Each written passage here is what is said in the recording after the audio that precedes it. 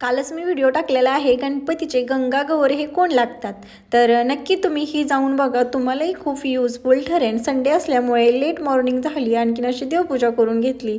देवपूजा केल्याशिवाय घरभर असं मन प्रसन्न राहत नाही, दिवसही चांगला जात नाही।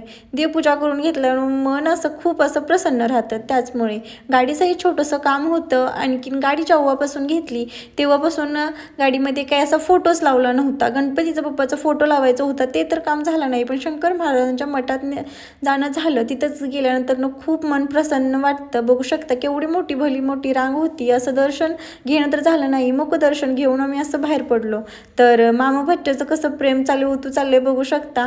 बाहेर गेल्यानंतर ह्यांची अशीच नाटके असतात, तर बघू शकता कसं प्रेम चाललंय।